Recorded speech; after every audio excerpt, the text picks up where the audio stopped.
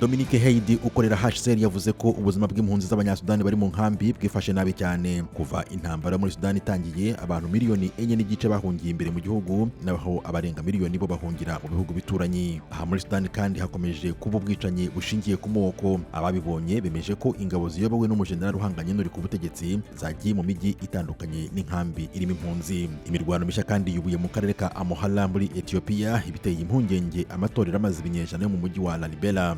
Igisirikare cya leta kirarwanya inyeshyamba zafashe umujyi wa Gondal mu kwezi kwa munani. Muri Chad, abakozi bo mu ruganda rutunganya inyama bahugijwe n'akazi kenshi nyuma y'uko imirimo nk'iyi yakorerwaga muri Sudani ariho yimuriwe kubera intambara. Ibi byatumye Chad yizera ko ishobora kuba igihugu cya mbere ku mugabane cyohereza inyama nyinshi hanze. Abitabiriye umunsi mpuzamahanga w'abagore muri Somalia wateguwe na ONU bashoje bavuga ko umugore afite uruhare runini mu kugarura umutekano mu gihugu. Abagore kandi bafite imyanya yo hejuru mu nzego za leta.